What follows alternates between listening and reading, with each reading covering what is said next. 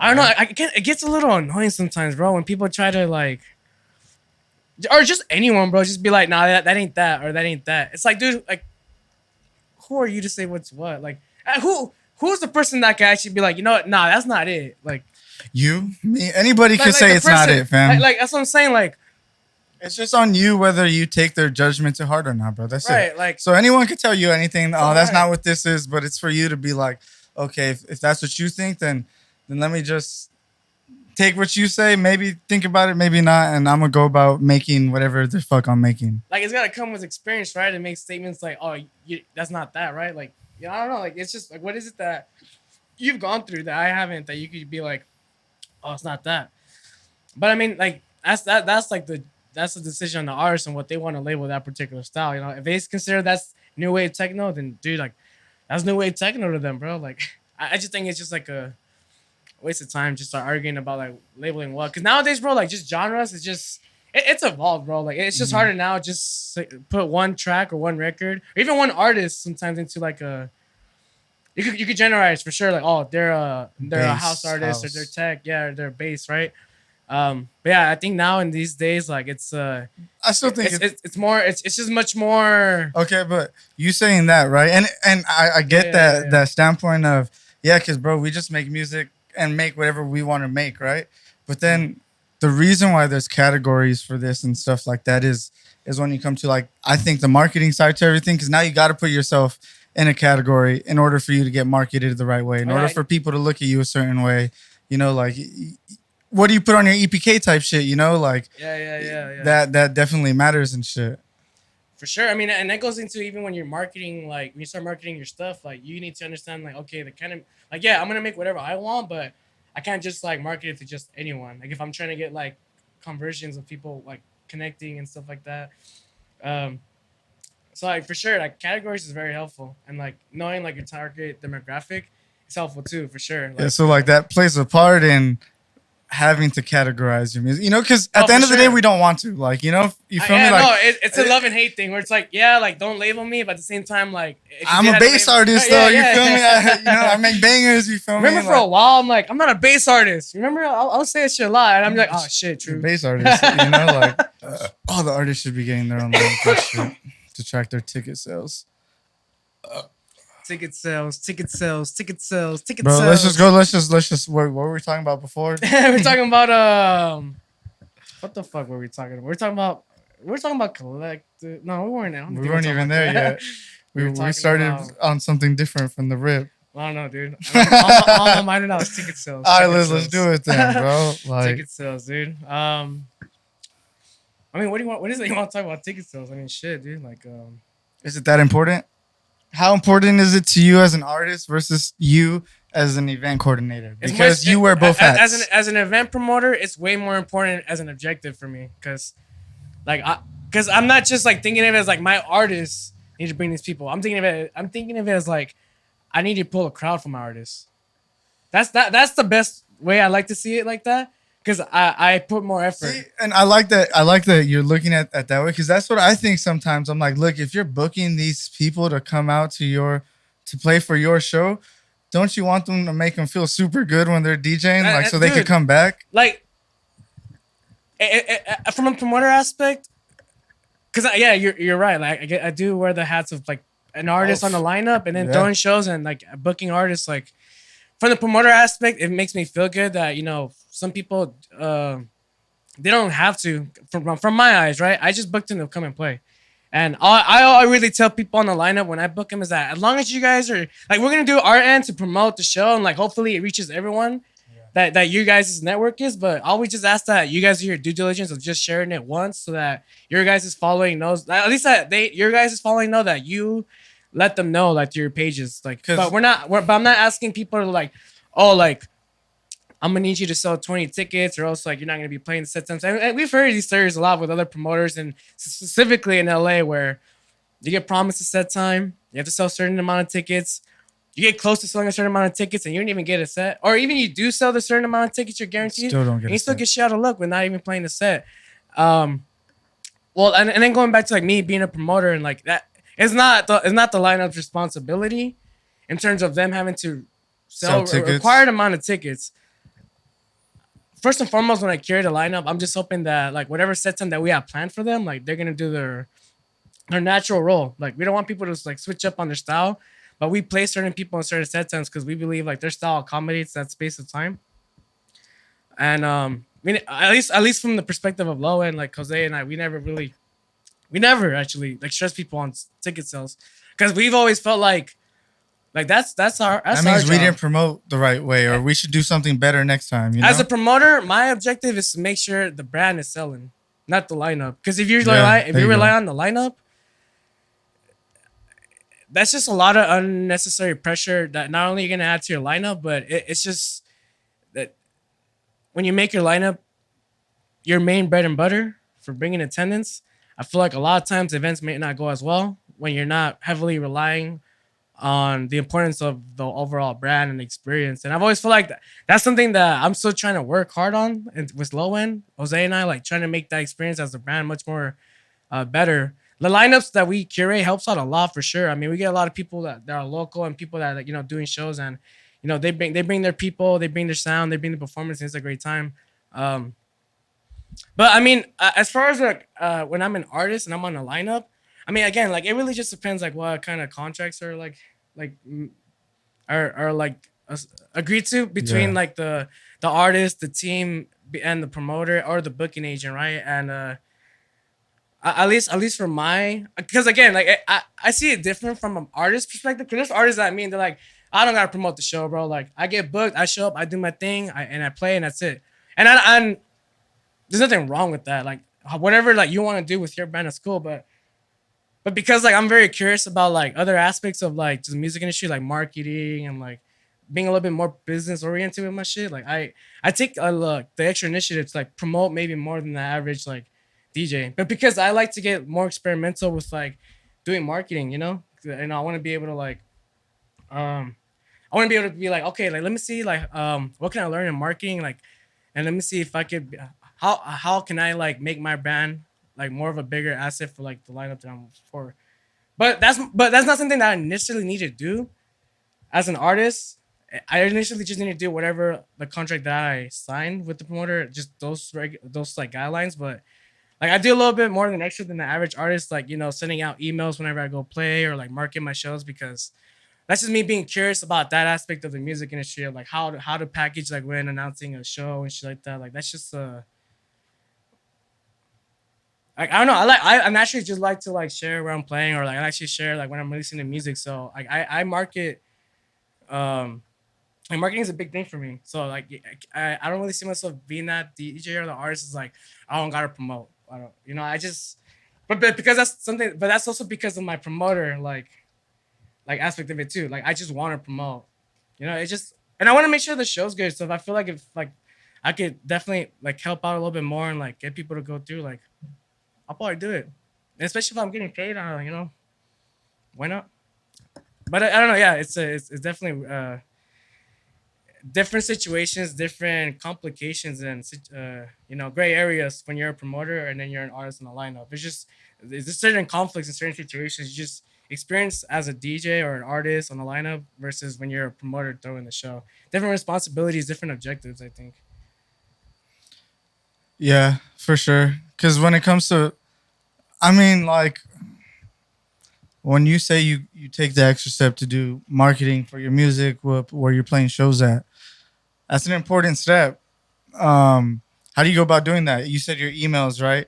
But where'd you get that email? Like, how do you send out what's the steps to get that? Because, some people don't have that. I got you. Yeah. And I think that's important to have, because it's one of the things about owning your audience is that you don't really own your audience when you're sharing announcements or updating people on Instagram or Facebook and Twitter. I mean, remember that one year when Instagram and Facebook kind of like fucking went to shit, like for that one day or two, and like people were just freaking out how to communicate, especially artists that had rollout plans for albums. And like I was just thinking about businesses too, like how were they able to communicate with the audience without these big platforms? And a lot of these big businesses still didn't. How did they communicate that? Through email. Email is always something that's been very sustainable in terms of like everyday communication, I feel. And one of the ways that I built my email list, I started off with like my music. You know, like the download gates help me out a lot. Like one of the steps, like we'll go back to what a download gate is. It's a download gate is essentially like a step by step process where you do certain tasks and certain things for the artist, like follow them on SoundCloud, like or comment, or follow them on Spotify. In exchange, you get a file at the end, whether that's the stems or a free download. One of the steps for one of my download gates is let me get your email. That's one way to collect emails for an email list for an artist. So over the past 5 years of me like releasing music as HUSKI, I've been collecting all these email lists or all these emails from the download gates from my tracks. And it's cool that people downloaded my songs because like now I have that info. And when they do that, they're agreeing that they want to be a part of my email list, right? So in the small words, I mean, shit, y'all did it, but that's one way to collect emails. And I think it's real cool. And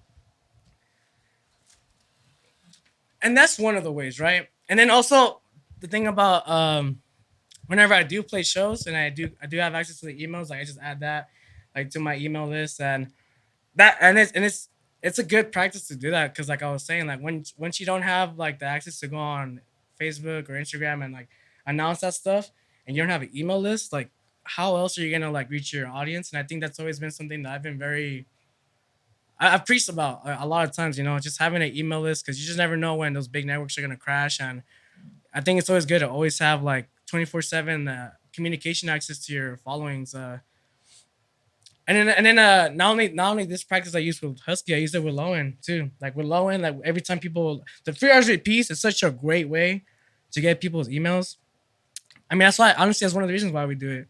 And you know, it helps build our email list. People come to get in for free in exchange for them giving us their email and their phone number, or whatever. And that helps us keep in contact, save information if we ever do have like big important updates, like big shows. You know, it's just a great way to communicate with your audience and people that are really interested in following you in your journey as a music artist or a event company. Yeah, man. I mean, going about emails. I mean, it's a lot of work in terms of like even crafting an email for that, especially when you got a new music coming out or you have a show you want to announce.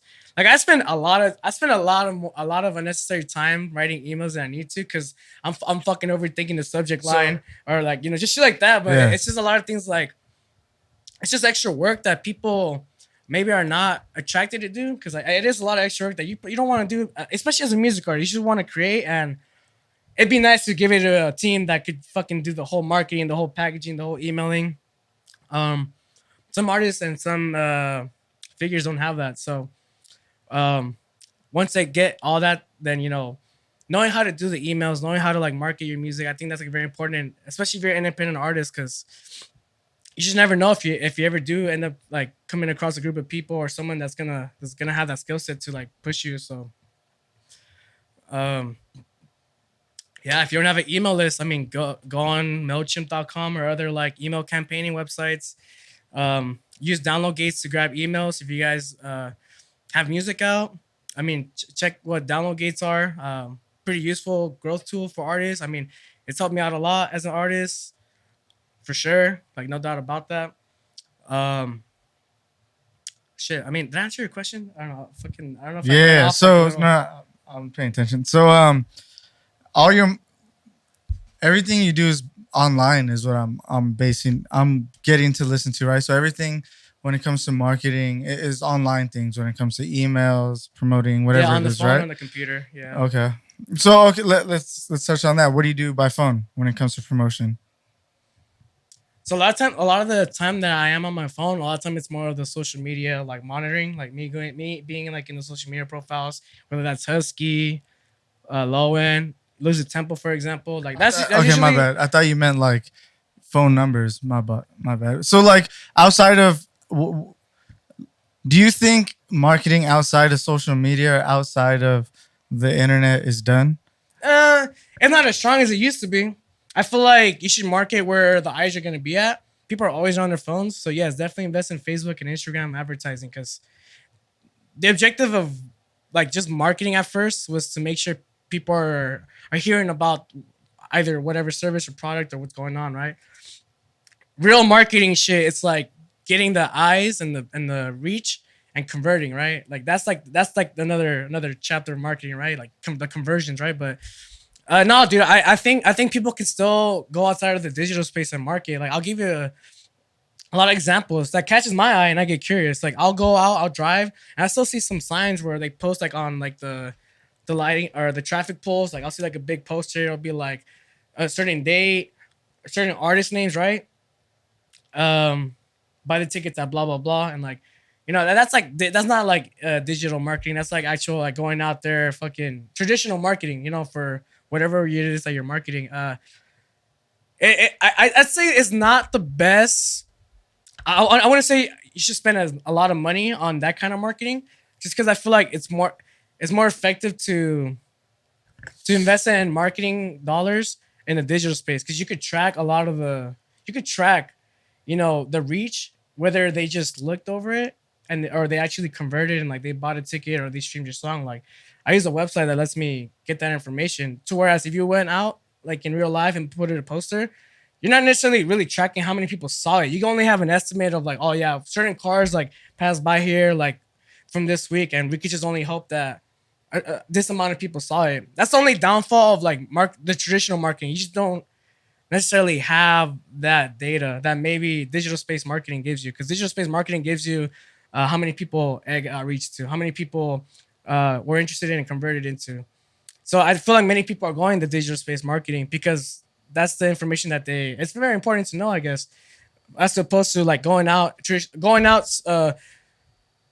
and giving out flyers. Oh yeah, we're having a show this week. I think that's still effective, but I don't think it's strongly effective how it was back then, because digital space, I think, is not just much more better to package and present your event as opposed to just a flyer. Like again, marketing back then, especially with media, there wasn't that much media to use for promotion. Now you can go on Facebook and Instagram, and not just a flyer that you see. It's a clip of a festival, like a recap. Oh, you want to come like to our festival? This is a recap.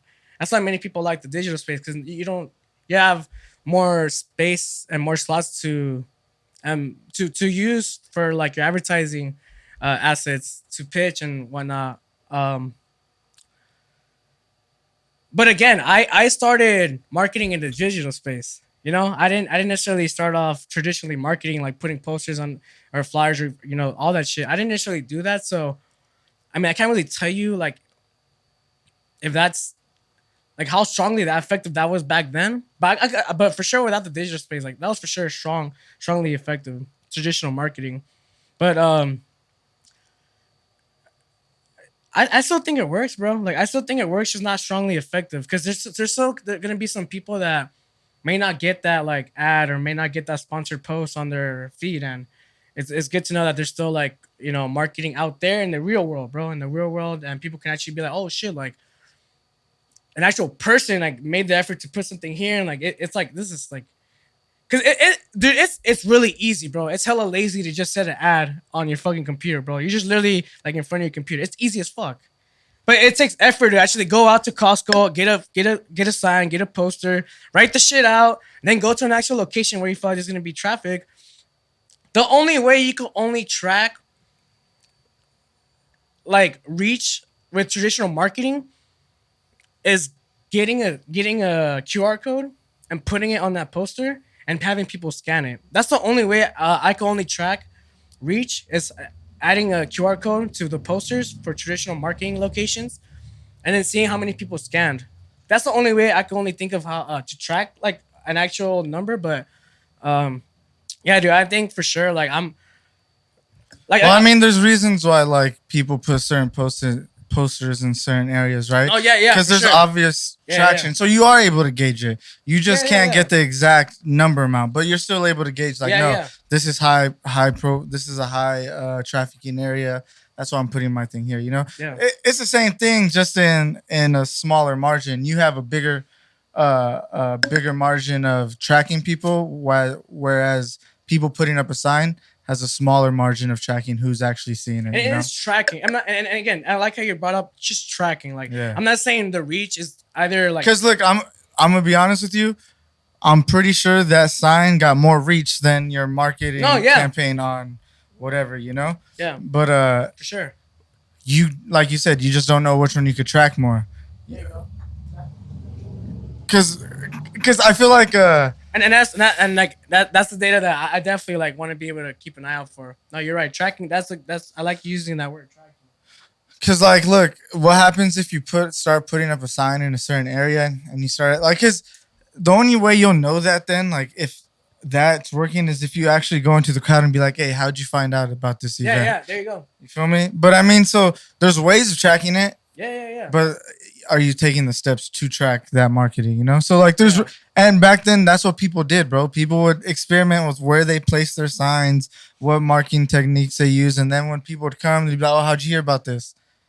And there you go. Then that's how you found out what was effective. And honestly, bro, I'm not gonna say that's more effective, but that's giving a little more personal touch because then I'm asking you and now I'm getting a personal interaction with you. Dude, and now I'm being like, oh, this person saw from here. Now I know this person travels here. And now I met this person, you know, like word of mouth testimonies for it's me. Weird. It's different. Well, I think it's just much more convincing.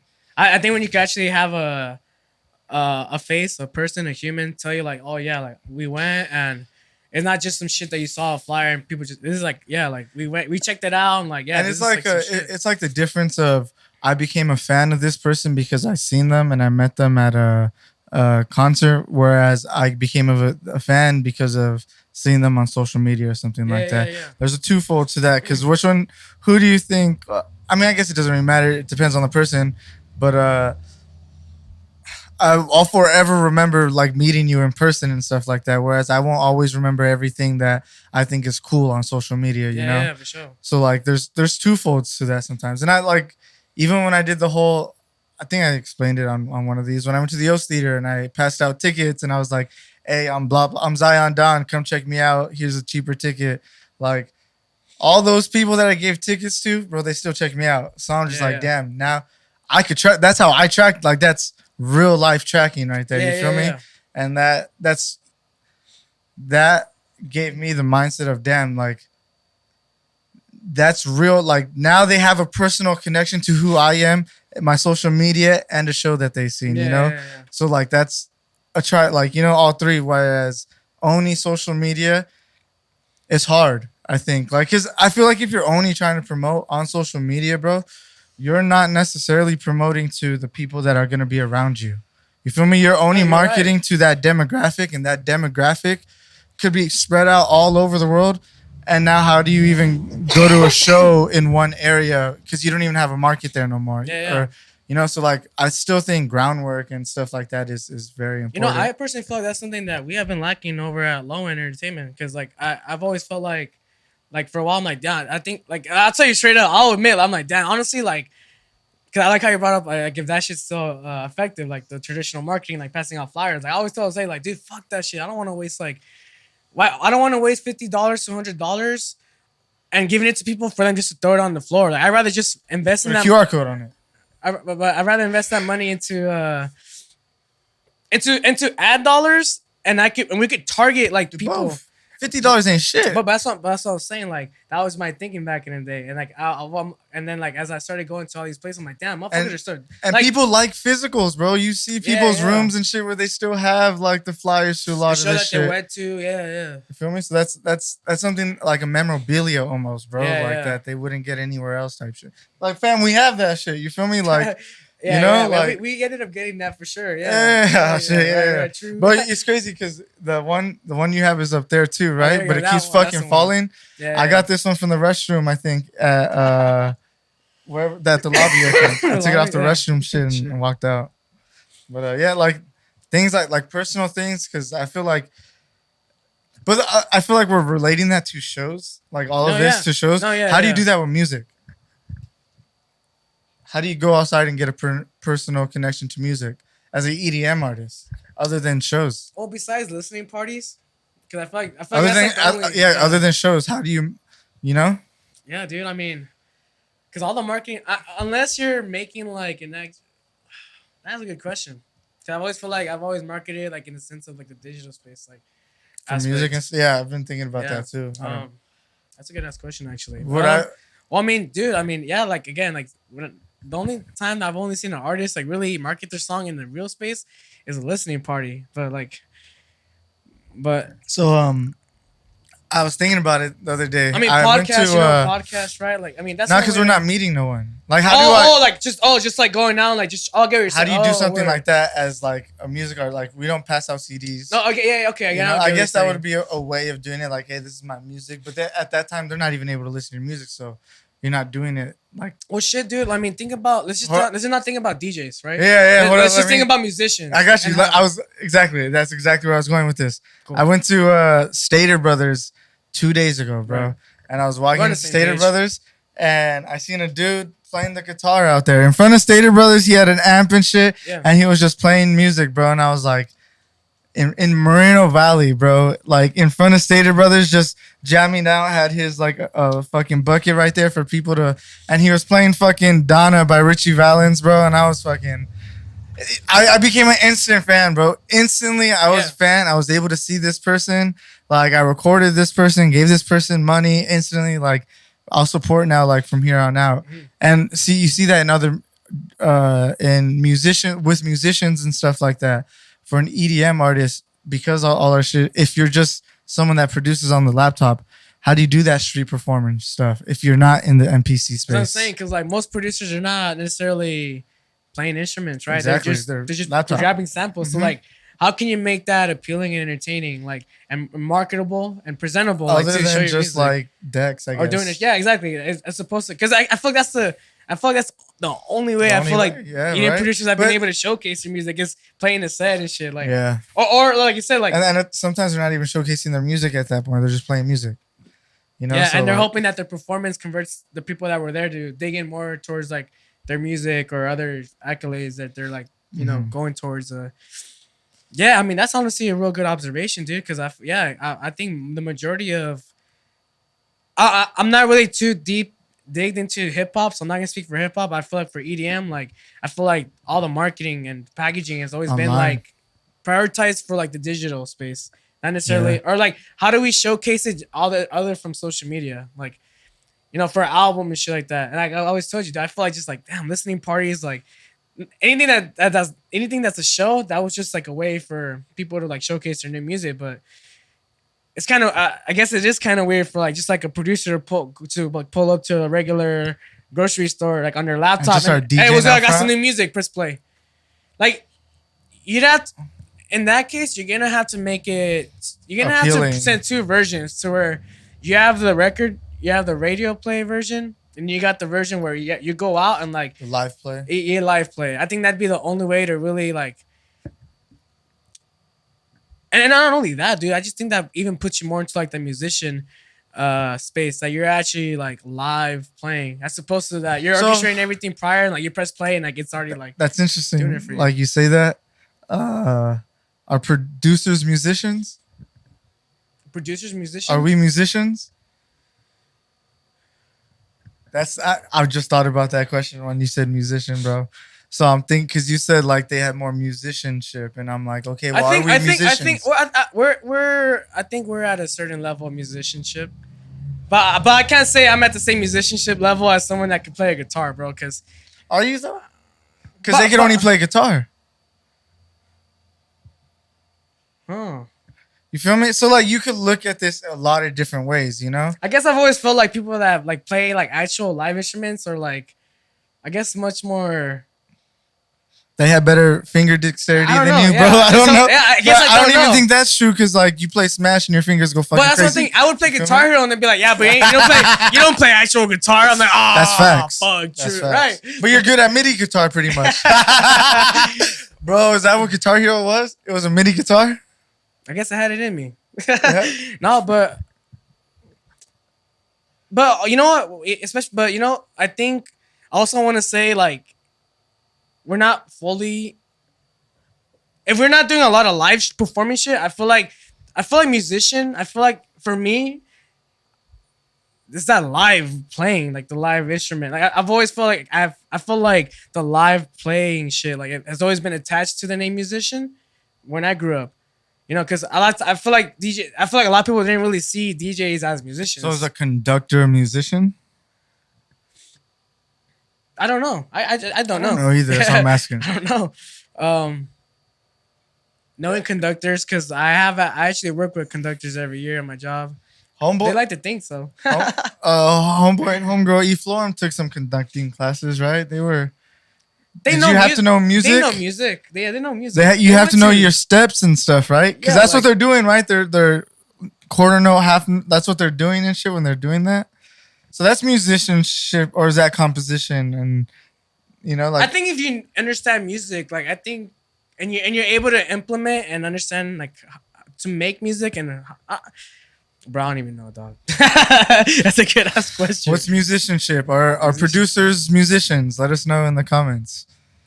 Yeah, I don't know. I mean, like I said, I think the only way producers and DJs can showcase like their shit is usually just at shows. And anything else, if you want to do it like street performing, you have to like fucking perform. I don't think you pressing play and like showing people an FOP. I can't bring a Bluetooth out and be like, hey, this is my song, and just play it. Me, I'll probably be like, let's check it out. I mean, I'll probably be like, okay, so. And I'm just there. Because I'm a producer and like this fool just bought out his laptop and his Bluetooth. He wants to show enough our new music. I'm be like, bro, I'll hear it because you could have just like gone on social media. All right, bro. We got to do this then. We got to do a skit where you're a street performer and all you do is bring out your a big Bluetooth speaker, and we just go to Venice and you drop it and you're like, all right, guys, this is my new track. And you push play and you just start headbanging by yourself. Dude, and see what happens. You know what's this bringing me back to? Remember when we did that Josiah Music Changing Lives showcase? Remember that one person, like he made a record? That's right. Let's talk about that real quick. We were doing a DJ competition and it was for DJing specifically. And the guy that coordinated this, I guess, misinterpreted what Homeboy did, right? Right. Homeboy was a producer, straight producer that joined this DJ competition. But he let the guy know, he was like, I'm a producer, I'm not a DJ.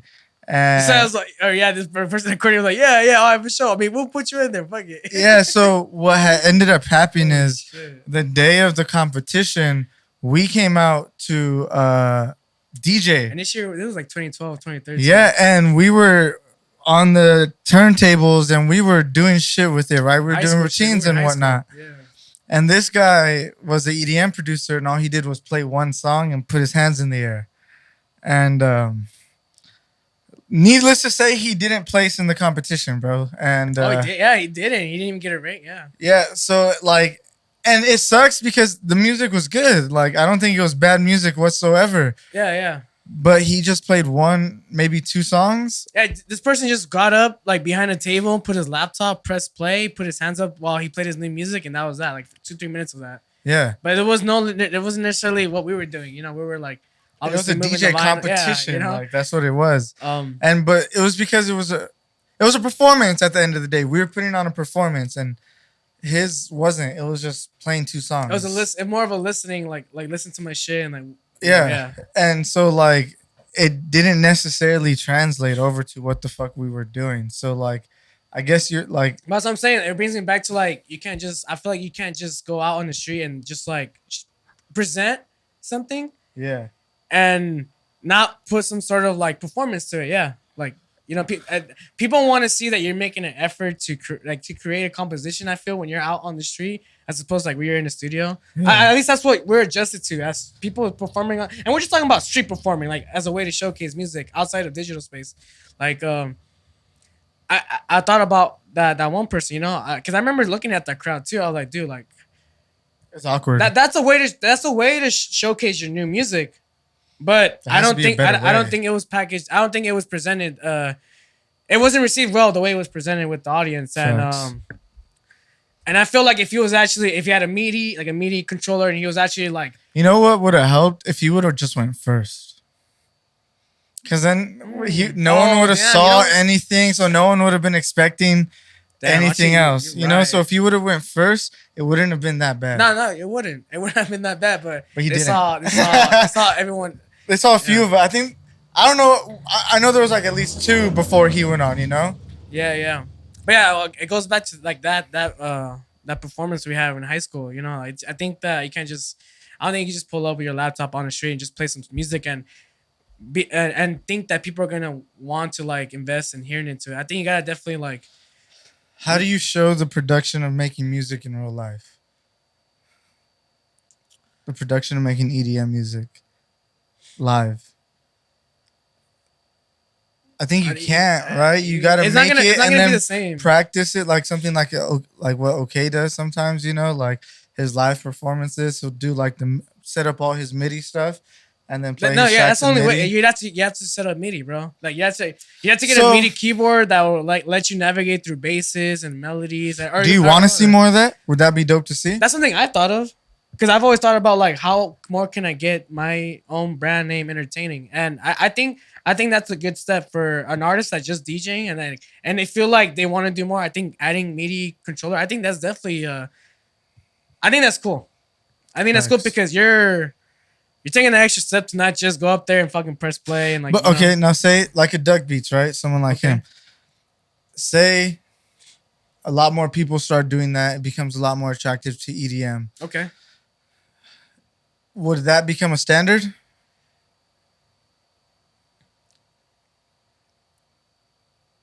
And it'll be a standard if promoters start booking that shit. And I'm gonna tell you why I'm saying this. And I'm telling you why I'm saying this because most producers and DJs, they're worried about the fucking shows. And once they start seeing that promoters are booking people that are actually live performing, you're gonna see that shift. You're gonna see that focus. Big example, Algorithm. Homeboy plays his MIDI drums at his shows and stuff like that, and he gets booked for that because it's something different than just DJing and shit like that. Yeah, no, I encourage that shit, and that's something that I want to incorporate in my shit, like in the near future, because like I think that's like that's just more from the artist side of you, like you know, and the performer side of like you that you want to like. Did you have a MIDI instrument in mind? Or did you have something MIDI in mind? I had two. Yeah, I had two. I had a synthesizer MIDI keyboard. Okay. And I have like those sample pads, right? MPC. Like, yeah. So I feel like to start off, I think that'd be like something that I want to get into. Okay. So you'd still I feel you'd still keep it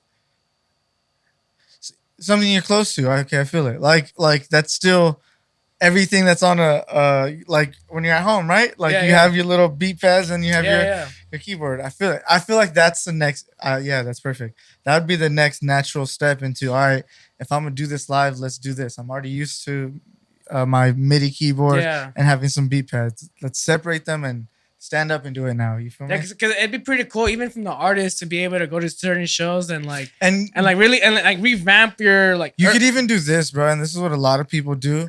Just do certain sections where you do the keys, like leave out a certain section of the song where there's no keys. So now you're just doing the keys in that section, and then leave out a certain section like right after, leave out the drums, and then you're doing the drums and your shit. And you know, there's cool ways of going about it because I'm very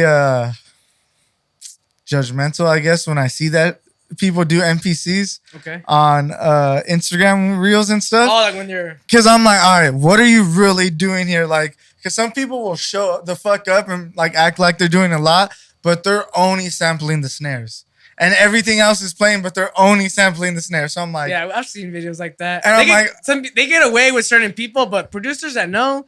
They fucking know, like you know. Yeah, and then I seen people like, they're programming pretty much everything, and like, but they have samples for the keys, but pretty much all the drums they're doing themselves and shit. So I'm like, you could get away with doing a lot, but like, it's crazy you said that because I don't know why I thought you would do like some type of drumming shit. I don't know why. For me, I feel like you would. Well, I think that's one of the reasons why I think the second mini piece would be the sample pack, because I think I would see myself maybe doing some drumming. For sure. No, you're on the. I can see you doing the trap snares. I just see it, bro. Yeah, for sure, dude. I think that's something in the near future I would like to start like being able to like, and that's the thing too that like for a while I'm like, dude, like the less gear that I could bring, like the better. Like I've always felt like that's always been like. Every time I talk to people, like if you don't have to bring your like turntables and shit, like it's already there for you. But after a while, once you want to getting more incorporated with actual live performance, that's something that you're just gonna have to do, like bringing your shit and like setting that up beforehand, or if the venue has it, like, or if your tech writer can be accommodated for that, that's cool too. But like that's just like So I'm thinking about like, have we reached and. I kind of have an answer to this. I'm not quite sure yet. But have we reached peak visuals? Cause like I think everybody has fire visuals now. I think when I go to a show, I'm expecting fire visuals. Like, I mean, it's more accessible for sure. I think people got more access to other creators that could do it at the price that people are looking for. And it's not a lot. And nowadays, bro, it's not like mediocre shit. Yeah, it's all like good, like eye candy visuals. Like, oh, damn, it's just tight. Look, I'm gonna give someone the best idea right now. I'm too broke to do this idea, okay. But I know there's some very dope artists that could listen to this and get inspired. But okay, just imagine a stage and it's flat and it's just them with the CDJs or whatever the fuck they are, right? And instead of visuals, they have those drone shit. So the whole fucking visual aspect is just a whole fucking drone fucking movie or whatever. Drone visual. Because have you seen the videos of Burning Man? Of that big walking man and shit? Yeah. Bro, imagine seeing that like just at one stage and like just a bunch of drones just formatting in different ways. I can see that happening in outdoor venues for sure. The inside venue would have to be like a big ass theater. It had to be a big ass theater for sure, but it's possible, dude. I feel like that's the next step. That's going to be the next step. That's something you're gonna see a lot more happening for sure. Cause bro, the visuals, like, yeah, it's cool, but like the whole drone AI, like matching, like that's and you've kind of seen it a little bit at some of the Insomniac festivals and stuff. You're able to see like at EDC, they've have some of them already up and whatnot. But like, bro, I don't know if you've seen these Burning Man videos that's been coming out, bro. Coordination shit, dog, they are on a different fucking level. Like that shit is wild, bro. And I'm just like, okay, people are gonna be inspired by this and now take it to the next fucking level. And I'm thinking like, I think flat 2D visuals, bro, are gonna be a thing of the past soon, very very soon. Like for outdoor, at least. Let's think about this, bro. Like how are visuals usually presented? LED wall on a flat LED wall, bro. I think that's a thing of past. Now LED drones. That's what I'm saying. Yeah. I think that's now is not now you not only you're not able to present it now like on a flat, you could as a round like a 360 like drones covering your 360 and it's a whole visual like. Yeah. Dude, the possibilities. That's what I'm saying. Dude, that offers much more visual possibilities than a flat LED wall. Dude. That's what I'm saying. I think we've reached peak visuals when it came to, like you said, flash. Yeah. Well, at least when it's presented on an LED wall, I think we reached the peak. Yeah, because now we're even seeing those second layer of LED, like you see-through LED things. So like they're already playing with 3D spaces of visuals, you know. So like we've reached the peak, I think, bro. Like we're gonna start getting, like you said, those little things. Imagine now, like those little lights become a person, like on like hologramming a person. I don't know, bro. It's gonna go far. No, dude. I mean, yeah.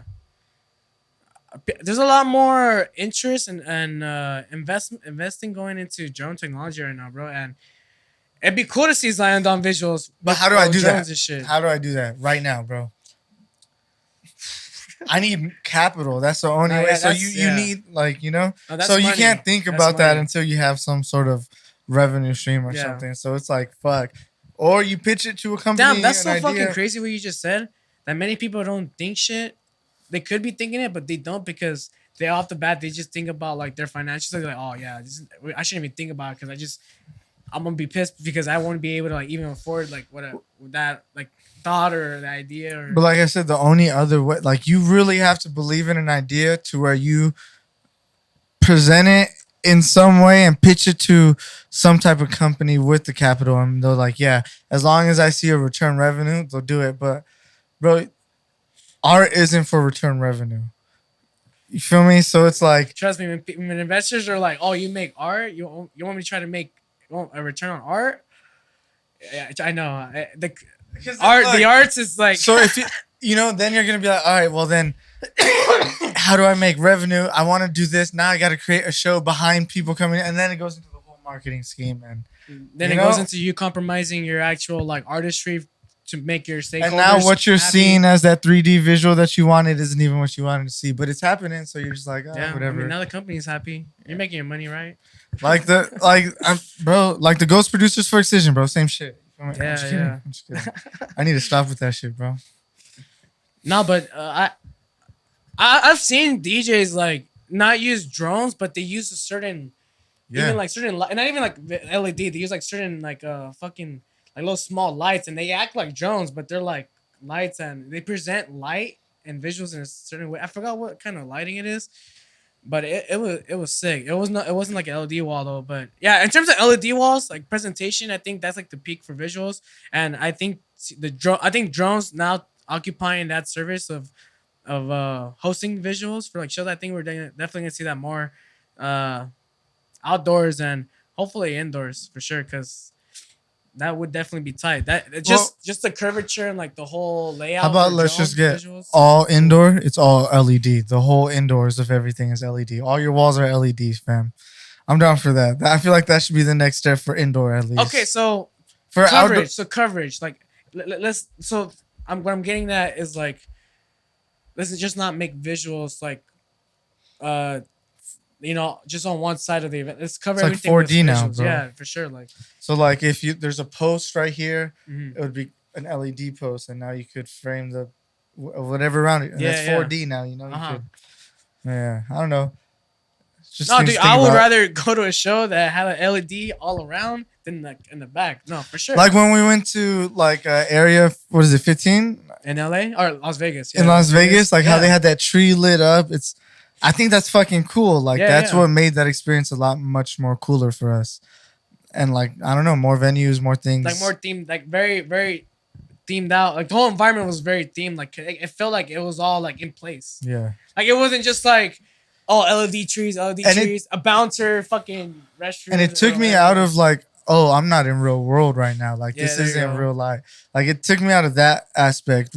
As in when I'm going to a show, I still know I'm in the real world. You're in a regular ass LA club with like, fucking the same. Nothing. And the only way to like take you out of that experience is getting drunk, high, or whatever the fuck you want to get to make you forget about that shit. And then the lights and the cool DJ. You know what I'm thinking about so much? I'm thinking about Marvin and the way he promotes his shows with the mayhem. We're like, oh, what Mario Kingdom and shit. Like, it's the way that's packaged is like, yeah, like they're trying to sell you like you're going to like these theme out events, and like a lot of times it's just like the same events. So it's like, but it got me to thinking like, okay, like I see why he promotes it in this certain like fantasies, because like they want to get people to like think that they're going to like an actual like location. They're like escaping from the real world, bro. That's what it is. So I definitely get the side of the advertising on the packaging of events like that. Because for sure, dude, if I went to an event where like it was like themed out, like for example, I see this fucking event series, Shrek Rave.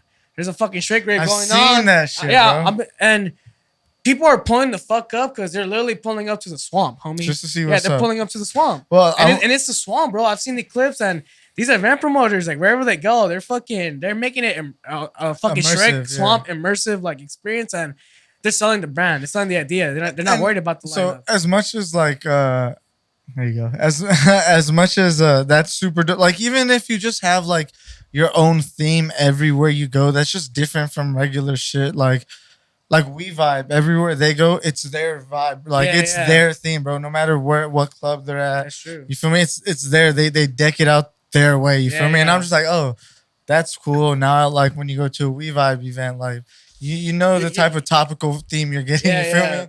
Like you're expected to see certain props or certain themes and certain vibes, Exactly, and it's just how you want to like stick out from the rest, or how you want to create an environment for your people. You feel me? Mm-hmm. What environment do you want to create for your people? There you go. Yeah. So that's a good observation right there. Facts. What time was it? True. What's it called? For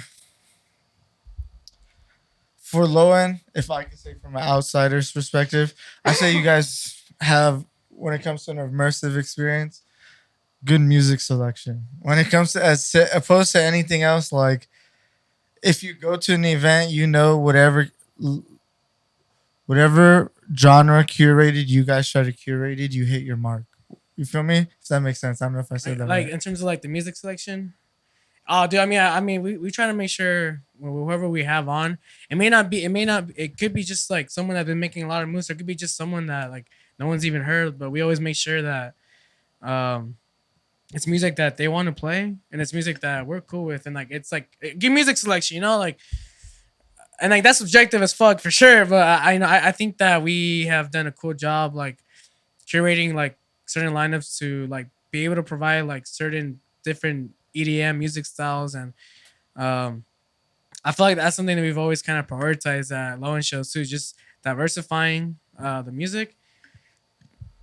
You know, because I feel like a lot of shows like they stick to one genre, and for me personally, I kind of get a little bored after 3 4 hours of You listening to know the same what? thing. It's crazy because you're right. You're at first I didn't really think of it like that. I liked going to shows with a lot of the same genre, but I've been going to a lot of events where it's not that, where it's like a lot of the same, and I'm like, damn, I really want an opposite of this right now, and you can't find it. Yeah, and it's kind of hard too because I feel like a lot of people really fuck with house.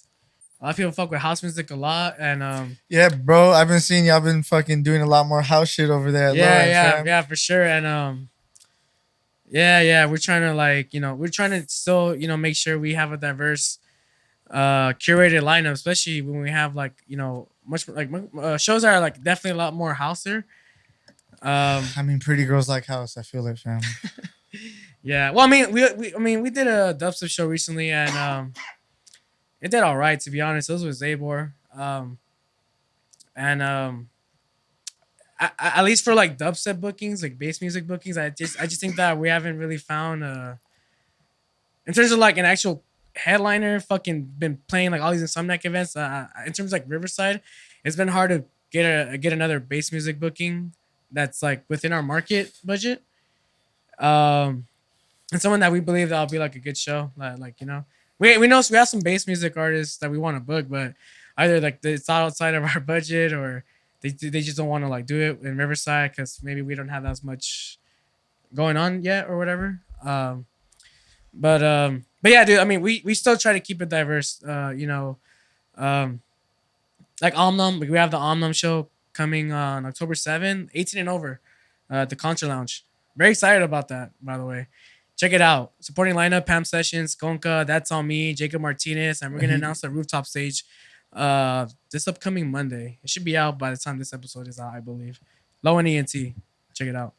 Um, like we so even although Amlam is a big like house music artist like within SoCal and like throughout several states of the United States and globally. Um, a lot of promoters be like for example Marvin, like he's always said like yeah, we're probably just gonna do house shows. Most people when they book a headliner like that, they'll probably just make the whole event like, oh, we're just gonna do all house. Like fuck it, we'll just double down on that. But um, again, I'm not just like a promoter that doesn't really know like the people that are coming. Like a lot of people that come to these events, I know them like on a cool personal level. So I know like a lot of their music tastes, and I know that if I were to just make it like either all house or either all bass, um, for me, I've always tried to make the mission of like I'm a people pleaser, bro. It's frustrating sometimes, but I'm a people pleaser, so I try to make it to where like we want to make sure we have a good amount of house music going on, and we have a good amount of bass music going on, or other certain areas. That's why whenever we do our set times, like it's stressing because we're like, oh no, we got house playing this time. Uh, there's house playing inside, so we want to have like a different like style playing. So like, there's just so many things because like we're thinking of it like that. It could be a little bit more frustrating, but that's the thing, dude. Like we want to be able to provide like a different listening experience to everyone that comes through, whether if it's house music or bass music, because we want to be that people. Want to be able to provide something for everyone. Yeah, for sure. Not having to have people wait for a fucking Thursday because it's bass or it's house. Like you go to a low end show and like you'll get something. Um, yeah, dude. Looking forward to the 18 and over Omnom show. That's our first 18 and over in Riverside. And then going back to the whole traditional marketing thing, like we're even thinking about like going traditional marketing and going to like UCR and like these college campuses these upcoming weeks. This week's gonna be a little bit busy, like me and Jose, like just going out to these campuses and just putting like flyers. Cause like that's something that we definitely like because I feel like all of our audience is like, definitely 21 and over. So when we start doing our advertisements, I'm gonna have to start doing 18 through. I don't even know when to cut off the age sometimes, especially with marketing, bro. Like that, that's something that I want to talk about. I don't even know if other people like when they sponsor. Like I don't know what the cutoff age. Maybe you can help me out with this, Robert. What's the cutoff age for like marketing those type of events? Like you think it's 40, 45? Because I'm usually like marketing through people of like 21 through like 35 years old. Because I feel like at 35, like not many people are like really going to those type of events. But I don't know. Like I'd say 40. You think 40? Okay. I feel that. I've always wondered. I just never knew. I never knew what's the cutoff for like, I think after this certain age, I don't think people are gonna really convert to an event like this, or really be interested. 40 years old, huh? Interesting. I don't know, bro. I've seen some old people at some low-end events, bro. So for sure, bro. I mean, yeah. No, but we're looking forward to that shit, dude. It's 18 and over. I mean, I'm really excited about it because I've gone to these kinds of shows when I was 18 at the Yos, and it's hard nowadays to go to a show like that, especially in the Inland Empire. A lot of times you gotta go to LA, and even then, like Avalon, you gotta be 19 to go in. So you gotta, even after you're done out of high school, you still gotta wait a couple months or a year to turn 19, and you can only really attend the Insomniac festivals to get that dance music fix. So I think it's cool that we're finally opening up the doors to 18 and over there in downtown Riverside for the Omnom show, October 7. It's gonna be real interesting how that crowd merges with our like already 21 and over crowd. But honestly, I'm really excited because I can't wait to see just to see like those faces of people coming through and like they're experiencing that shit. Because I remember that experience going to Yosemite for my first time and like seeing those sets and feeling like I was home, dude. Because after a while, like my only home when I was a teenager was just going on SoundCloud or going on YouTube, typing EDC shuffling or going to the mall and like shuffling and whatever or DJing. Like that was my only time that I considered home when I was DJing or mixing, all that shit. So I think it'll be real cool to see how that plays out this Friday. Yeah, man, we're gonna hit the college campuses, make sure people know because Riverside, man, it's potential. It still has a lot of potential, especially from the 18 and 21 year old. 18 and 21 right there, like that's like it's real exciting for me too because a lot of these people are gonna be listening to a lot of these people line up. So it works out in both ways too, like these people, these younger adults are gonna be raving still for a while. And they're gonna be knowing about like all our lineup and like our culture and like what we've been doing. So I'm really excited about that and really happy to have done that.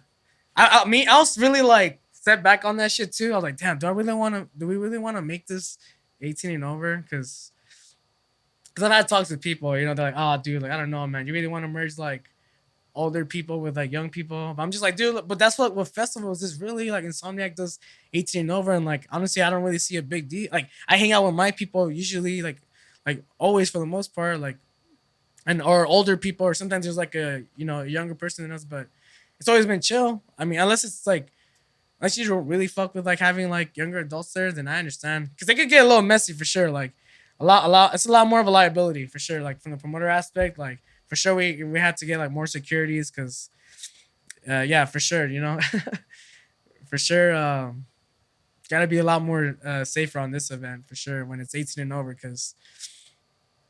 Yeah. People, it's experimentation stage for sure during those years, and gotta look out for that. Test your drugs for sure. Facts. But yeah, man, I'm excited. You pulling up? Yeah. Cool. For sure. DJ competition too. Doing that shit again. Yeah, dude. I'm looking forward to that. It's already this Friday. Rooftop like usual. And then we got, you got any shows planning right now? No, I got no shows lined up. No, just chilling, just producing more Don Talks episodes and more music coming out. That's it. Nice. Oh, and then you got the techno thing going on Tuesday too. What was it again with Gatsby? Yeah, so I got Tuesday, or it's coming out Thursday, so this is Monday. Yeah. So on Thursday, go catch out the Don Talks episode I got coming out with Claus and a couple other guests. You'll see when it comes out. Talking about techno, I guess. We got Rave Train, all that, So, yeah, go check that out. Yeah. Every Thursday. Dude, we're reaching 100 episodes. on the spotlight. It's yeah, crazy. bro, we're getting close, dog. It's been a minute. That was fast. I don't know why I want to say that. That was fast as fuck. I don't want to jinx it. We're getting to 100 episodes. We're getting 100 episodes. Fuck. Shit, interface fucking goes off and shit. Damn. Bro, I felt like that's taken. It's been. I feel like we've been doing this forever, dog. I don't know what you mean. Fucking 2 years now, huh? Oh, November will be pretty much 2 years. yeah, every day. Well, I mean, bro, I'm like doing something with this podcast almost every day at this point. It's fucking wow, dog. It's a lot going on, but it's dope. It's dope. I'm glad. Yeah, it's helped me balance out. Episodes, It's helped me bro. balance out a lot of my shit though. Like time management is important for sure, dude. Like Especially with videos. Man. I gotta be strict with time, especially when like you for sure like you're editing videos, you're making music, you know, work. Like time management is very important. Like you like, especially when you're like involved in so many projects. I feel like with time, you can't just let time pass by and you're like just like there. You gotta like, Bro, yeah, like, no, there's it no- like, sucks, you know what bro. I'm saying? When Like, I there's do some- that like- shit too, like, I'm there's some like, shit like you can be chilling, but you know because if you chill today, Someone- tomorrow's gonna be like really busy. So like, it's really like the finding out the balance of like, okay, I could do the work right now, but I could do it tomorrow. But tomorrow it's just gonna be on that type of pressure, or like you know, it can be pretty stressing for someone. You know, I feel like if you don't know how to like properly if you don't discipline smoke yourself. weed, yeah, I feel you. Right. Ah, Right. shit. Yeah, I think. I think we've done a pretty good job at that. To be honest, I mean, because real talk, like just even like time management as a music producer, especially when you got a job, that's a lot. And then you I got don't know a how we podcast. get this shit done, Bro. bro. Like, honestly, I don't know Bro. how we get it done. We just get it done. And at this We point, get I'm it. just like, fuck, okay. Like, it's just happening. Because I mean, like, yeah, you see us, like, it might just seem like we just hit the record button and that's it. No, it's a lot more behind the scenes. But it's just the And then, podcast aspect like, of it. still trying to upgrade it, like, as we go and stuff like that. Like, we're still not at our ultimate form yet. You feel me? Like, Right. What form are we at? Would you say? Are we at all right. So who are we gauging this by? Who? Let's talk about Dragon Ball Z. What's the Goku? I think Go. Goku. So I think we learned Kaioken, fam. Shit.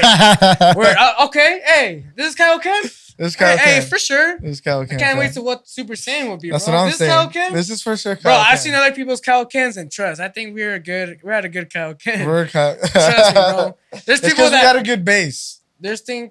yeah. I think there's people that believe like there's a lot of people with like I feel with way much more better like access to resources and capital, and I feel like and I feel like they feel that their final stage looks like our Kaoken, bro. That's what I'm saying. Like you said, I think it was we had a good base starting off. Yeah, We've always prioritized like making sure the audio was good and it wasn't just some choppy ass 480p like quality video. Like all those considerations definitely helped out a lot. Yeah, bro. I try to compare us to the biggest podcasters in the world. So like that's the scope in my eyes. So like, and that's how I'm gauging like Bro, where honestly, we're at. if you could just get that shit done already, like in the beginning stages, like I just think you're already like it's all literally just content. Yeah, And then whatever else you want to upgrade. To be honest. for sure. I feel like content and subject matter isn't too hard for us or anything like that. I just feel like I don't know. I just dude like there's just certain things that we could I mean, there's just, more upgrades that we should be getting and whatnot. Like, I don't know. Like the second camera was really cool getting, I like having this whole second camera and whatnot. I think eventually when we get like the little mixing board for the videos and stuff like it's gonna be cool. Like I've been learning more shit in Premiere 2 where like you could play those two videos at the same time and then set it to multi-camera. So when it's playing, you basically hit 1 or 2 and it'll record back and forth. It gives you like the view of the 2 and then the master, and then you get a switch in real time and whatnot. And yeah, it's pretty clutch. Yeah, so like, and doing that is pretty simple. So I could imagine doing it in real time now. Like when we have guests and stuff, like it's gonna be so. I don't know, bro. Like, so I watched a bunch of like different types of podcasts and shit, right? Like the Bad Friend, like I'm like the Bad Friends podcast. I'm gonna throw that one out, like specifically with Bobby Santino or Bobby Lee and Andrew Santino. Bro, their podcast is a fucking show. Like the way everything comes in, like they have video producers, bro, that like throw topics at them during like them podcasting. So like it's like the host get to walk in, bro, and be like, okay, well, we know we're gonna podcast, so like that's number one. But then the producers have something totally different in store for them sometimes. So they're just like, okay, so what are we doing today? And it's like they have a whole post-production, pre-production, all that shit going on, right. So it's like that's something, and that's something I want to like strive for all of this to be to some like at some point, bro. Like lose the tempo, like production like that, bro. Like like everything we produce and lose the tempo is that type of production, fam. And like we could fucking do it. Like it's possible.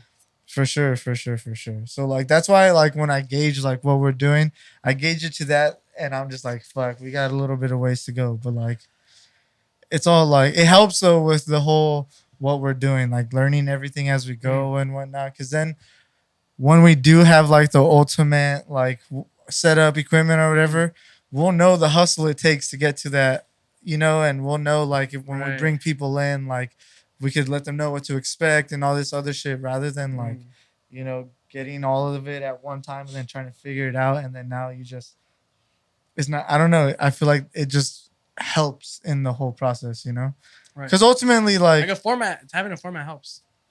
Yeah, for sure. Format. Yeah. But like, yeah, a format for sure.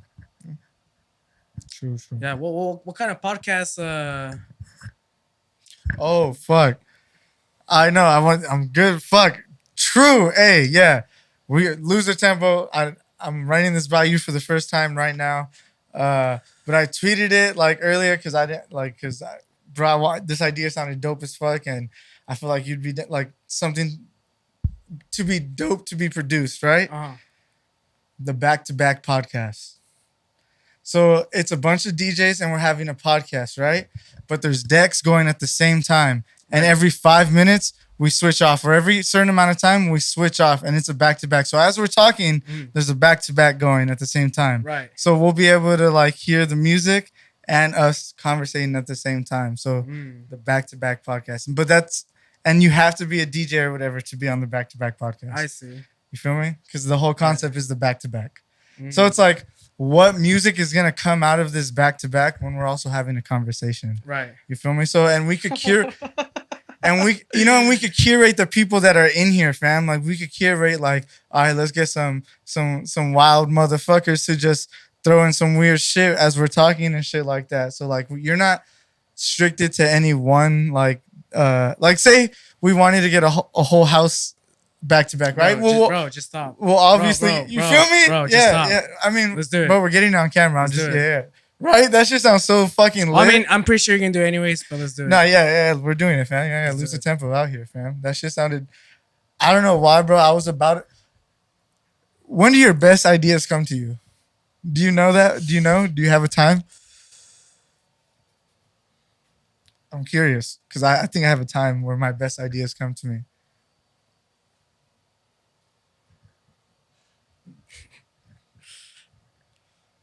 And mine's is so specific too that it's crazy. I think before I go to sleep, bro. Bro, the 10 to 15 minutes before, like where I'm in bed and I'm just thinking and shit, and maybe I have my phone right here. That's when I think of the best ideas, fam. And that's what happened to me last night. I was fucking about to go to sleep, or maybe it was 2 nights. No, it was Friday night. So Friday night. I was about to go to sleep. I was kind of on my phone. I put my phone down. There's something going on TV. I'm falling asleep. And I'm like, I don't know. I think I'm listening to a podcast at the same time and shit. And I'm just thinking, and I'm like, back-to-backs. back-to-back podcast. And then my mind starts clicking. And I'm like, what the fuck am I thinking about here? I just write it down in my phone and just go to sleep, fam. Uh-huh.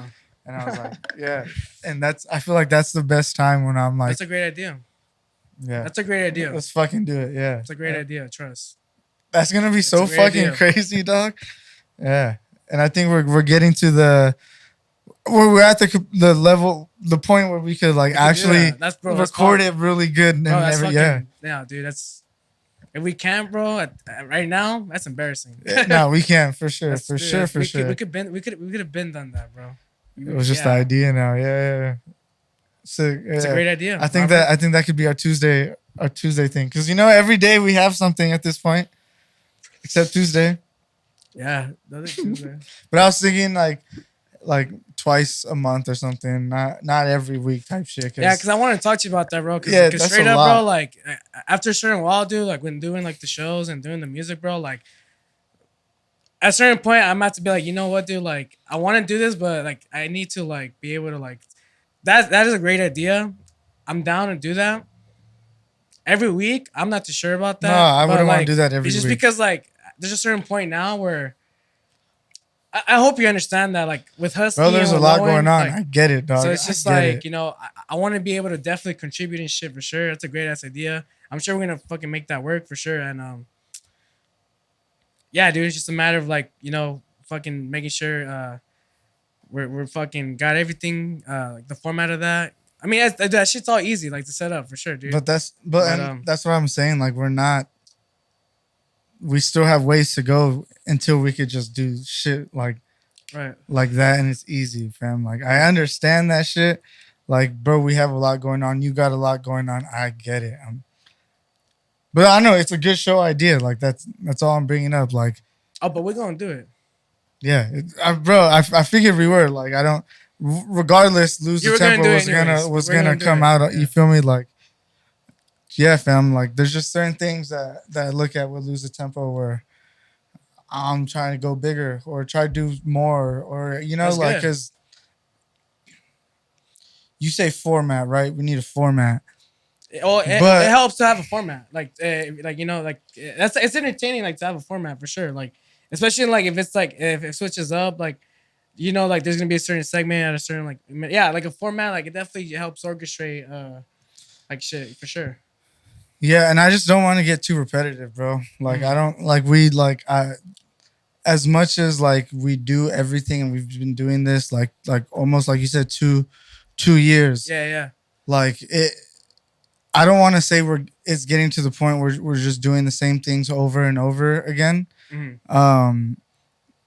But it's like things got like the same way like you do things like with low end as you're capitalizing on other things and trying to do bigger things and stuff like that. Like I think of things just like that, but with the podcast and stuff like that. Like, for sure, how do we get like? Because bro, like it's 2 years, right? And not to say we don't have progress or anything like that, because we have like super great podcast, like progress of everything we've done, and like it's dope. Like it's dope as fuck. But there's still more like to go, and there's a lot that could be accomplished with the platform for sure. Yeah, and we've been like kind of on the same format for the last going on 2 years. Yeah, and now we're getting to see like, okay, what out of the last 2 years has been working and what hasn't been working, and now let's maximize on that and change something because like we've been doing, like you said, we've been doing everything the same, bro, and the numbers are literally the same. There's no really big increases, no decreases. It's the same, bro. Right. So it's like there's just things that need to be different, or like we need to build upon. A much more bigger audience, for sure. We're trying to be more engaging, more entertaining, dude. At the end of the day, it's an entertaining industry when you put that shit on YouTube. Or it can be informative, but what we do is like and then more entertaining it could be, the more entertaining the format can be. Like it's definitely gonna bring in more listeners, more viewers, and all that shit's important. Yeah. No, yeah, yeah, bro. I don't know. There's like a lot of things that like I think about. I don't know, bro. Like we have a good setup. This Tempo got potential, bro. Trust. Yeah. It's potential as fuck. Trust. For sure. It's time to build on it, bro. That's it. It's dope though. Like we out here, fam. We fucking got people in here that that like I would have probably never met otherwise, you know. So it's fucking dope. It's fucking dope. Damn, you don't think so? You don't think you would have met him outside the podcast? No. Hmm. There's some people where I probably would have never met them. I guess I would have never known. I probably would never met Popsicle. To be honest, There we that's one go. of the guests for sure. Yeah, because he just we would have never known who that person was. To be honest. Yeah, there's a few certain people, bro. Yeah, certain people for sure. Also, the podcast we just would have never came if the podcast wasn't there. To be honest. Yeah. So. Yeah. No, it's dope. Like this is taking us places, fam. So it's really cool. And other things are taking us. But I don't know, the whole combination of everything. Oh, dude, we going on. It's built like we're a part of a cool ecosystem. I think we're getting there, bro. We're getting there for sure. Mm-hmm. I feel like I don't know, fam. I don't know, dude. Like we're good in an ecosystem that's just here. Oh yeah. I mean, in terms of like region and like a particular like side of the music industry, yeah, for sure. Yeah, I mean, it's a cool ecosystem though. Like, it's cool to be a part of. I think the ecosystem that we're a part of, I think it's not that common to see in other like regions. So I think it's real cool to. I think it's real cool that people can go to a channel like Lose the Tempo, or a podcast like Taboo Talks or Lizzie Jane. You know, like there's not that many podcasts like that or media outlets that really cover. Besides, unless you're in blog articles, like yeah, there's a lot of those websites. But in terms of like media coverage, like actual YouTube and having conversations, people that are actually like doing the damn shit, like talking about the topics. Not that many, and I think it's real cool that we're a part of covering stuff like that. Because again, it's like something that many people may not have access to. Even like meet people that even want to talk about that shit. So it's just real cool in the aspect that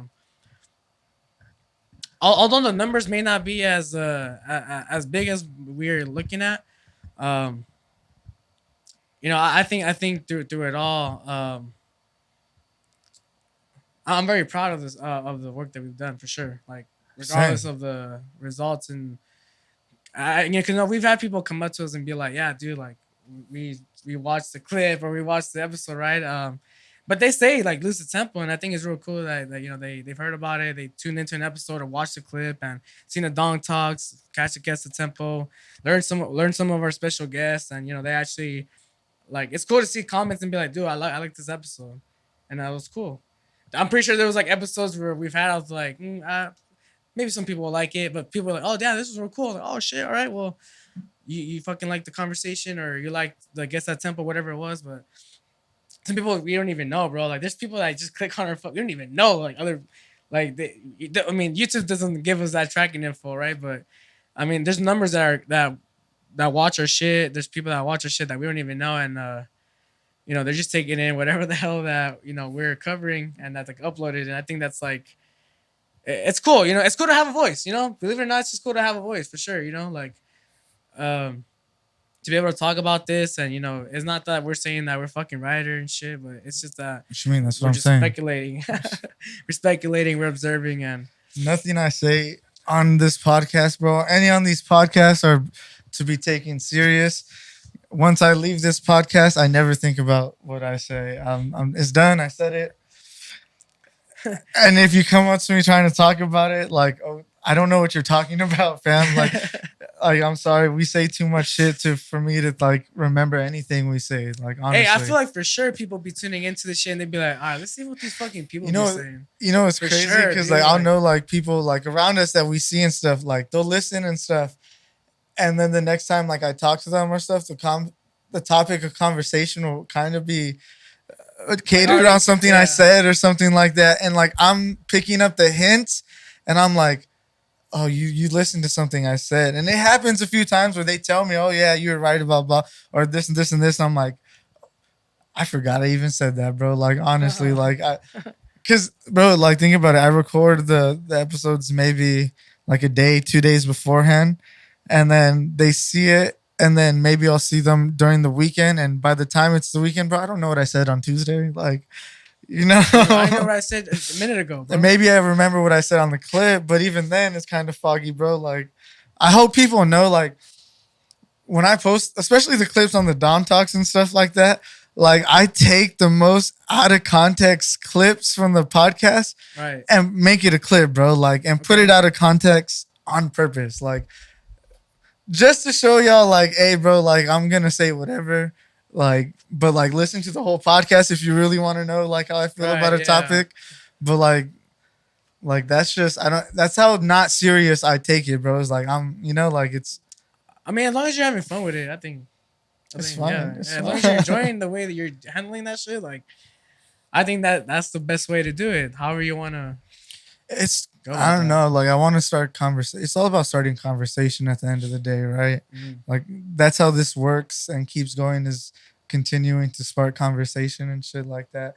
So we got to say something that's either someone agrees with super heavy to be like, yeah, I definitely agree with what you're saying, but like, who really does that in a comment? Like, or it's usually the opposing shit. Like, it's someone that thinks the total opposite, commenting like, I don't know about this, blah blah blah.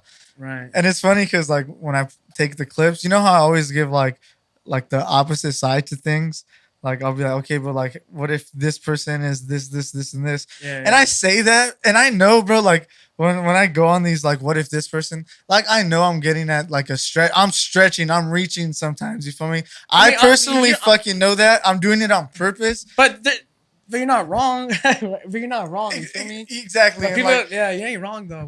But understand, I'm blowing it up like that on purpose, like, because it just makes someone out there be like, nah, what is he talking about? Like, you know, like, it's just not that serious at the end of the day, you know, because whatever your comment is gonna be, it's gonna be even more serious than what I said, I think. So it's like, I don't know, because you weren't even taking it serious to begin with, right? And now you made it a serious topic, and I'm just like, nah, I agree, bro. You're right. Like, bro, that's what happens a lot of time. I'm like, yeah, bro, you're right. Check out the whole podcast, and like, you'll hear what I said the whole time. But I don't know. It's cool. Like, yeah, I don't know.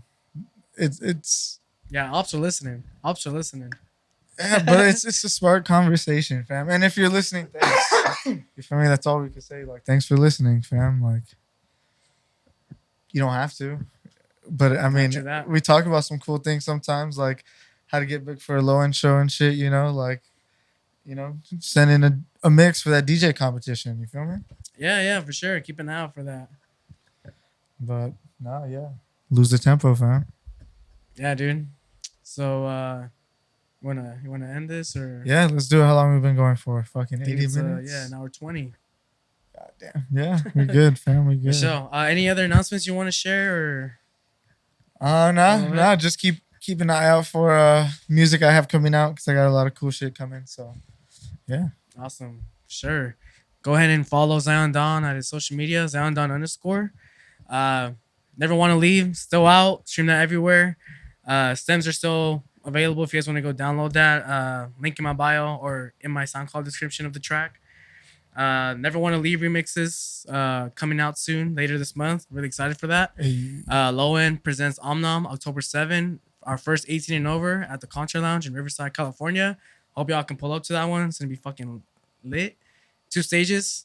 Gonna be announced on a rooftop stage pretty soon on the Low End page. Back to Back podcast. It's happening real soon. Yeah, we'll see who's the first people to come through and do this shit. Sounds fun. Make sure to stay alert for that Don Talks Techno edition. Who you have again? You're having Gatsby. I didn't announce it. Oh shit! Damn. Yeah. Just we're gonna have a special guest video call from Claus and Rave Train TV, and then the guest. Y'all see when you guys get there. You feel me? We're for sure. I already blurred it. We got some shit. Cause bro, I don't know. I feel like techno heads are snobs and shit. So they're gonna tell you what's up. Yeah. So let's keep this on the low for right now. We're all right, for sure. Well, Was that everything that I said? Lowen presents Omnom 18 and over. Doors open at 9, October 7, Contra Lounge, Riverside. Never want to leave. Stream that. Remix is coming out later on this month. Subscribe to the channel. Hit the bell button, stay notified, and give the thumbs up on the video if you guys dig the conversation today. And we'll see you guys in the next episode. Peace.